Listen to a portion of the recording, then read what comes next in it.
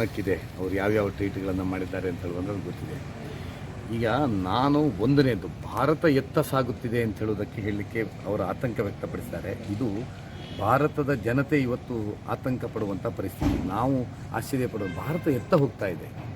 ಹೆಣ್ಣು ಮಕ್ಕಳು ಇನ್ನು 20ನೇ ಶತಮಾನದಲ್ಲಿ ಕ್ಲಾಸ್ ರೂಮ್ ಒಳಗೆ ಹಿಜಾಬ್ ತಿಕ್ಕೊಂಡು ನಾನು ಎಕ್ಸಾಮ್ ಬರೀಲಿಕ್ಕೆ ತಯಾರಿಲ್ಲ ಅಂತ ಹೇಳುವಂಥ ಮಟ್ಟದ ಮನಸ್ಥಿತಿಯನ್ನು ಈ ಹೆಣ್ಣು ಮಕ್ಕಳು, ಇನ್ನು 16-17 ವರ್ಷದ ಹೆಣ್ಣು ಮಕ್ಕಳು, ಅದು 1.5 ವರ್ಷ ಕ್ಲಾಸ್ ರೂಮಲ್ಲಿ ಹಿಜಾಬ್ ತೆಗೆದಿಟ್ಟು ಕ್ಲಾಸ್ ರೂಮಲ್ಲಿ ಭಾಗವಹಿಸಿದಂಥ ಹೆಣ್ಣು ಮಕ್ಕಳು ಇದನ್ನು ಮಾಡ್ತಾ ಇದ್ದಾರೆ. ಭಾರತ ಎತ್ತ ಹೋಗ್ತಾ ಇದೆ ಅಂತ ನಾವು ಇವತ್ತು ಅವರ ನಡವಳಿಕೆಯನ್ನು ನೋಡಿ ಪ್ರಶ್ನೆ ಮಾಡಬೇಕಾದಂಥ ಒಂದು ಸಂದರ್ಭ.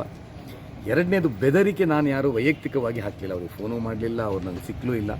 ನಿಮ್ಮ ಮಾಧ್ಯಮದ ಎದುರು ನೀವು ಕೇಳಿದಂಥ ನಿನ್ನೆ ನನಗೆ ಪ್ರಶ್ನೆ ಕೇಳಿದ್ದಕ್ಕೆ ನಾನು ಒಬ್ಬ ಶಾಸಕನಾಗಿ ಖಡಕ್ ಆದ ಉತ್ತರವನ್ನು ಕೊಟ್ಟಿದ್ದೇನೆ. ಏನಂದರೆ, ಈ ಥರ ನೋಡಿ, ಇವರು 6 ಜನ, ಇವರೀಗ ನಿನ್ನೆ 2 ಜನ ಹೋಗಿದ್ದಾರೆ. ಅಲ್ಲಿ ನೂರಾರು ಸಂಖ್ಯೆಯಲ್ಲಿ ಎಕ್ಸಾಮಿನೇಷನ್ ಸೆಂಟ್ರಲ್ಲಿ ಬರೆಯುವಂಥ ಮಕ್ಕಳಿದ್ದಾರೆ, ಮುಗ್ಧ ಮಕ್ಕಳು. ಅವ್ರು ಭಾಳ ಬೆಳಿಗ್ಗೆ 3 ಗಂಟೆ 4 ಗಂಟೆ ಎದ್ದು ಓದಿ, ಇವರು ಹಾಗಲ್ಲ, ಓದಿ ಕಷ್ಟಪಟ್ಟು ಪರೀಕ್ಷೆಗೆ ತಯಾರಿ ಮಾಡ್ಕೊಂಡು ಬಂದವರಿಗೆ ಇವರು ಅಲ್ಲಿ ಎಕ್ಸಾಮಿನೇಷನ್ ಸೆಂಟ್ರಿಗೆ ಇವ್ರಿಗೆ ಗೊತ್ತಿದ್ದು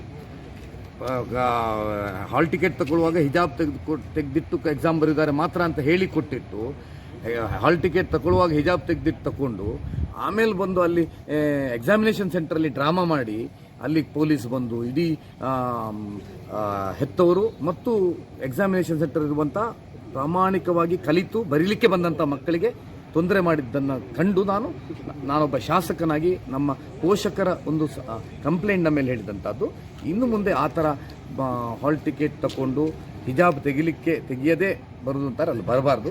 ಬಂದರೆ ನಾವು ಕ್ರಿಮಿನಲ್ ಕೇಸನ್ನು ತಗೊಳ್ಬೇಕು ಅಂತ ನಾನು ಆಗ್ರಹ ಮಾಡಿದ್ದು. ಯಾರ ಹತ್ರ? ಜಿಲ್ಲಾಡಳಿತ ಹತ್ರ.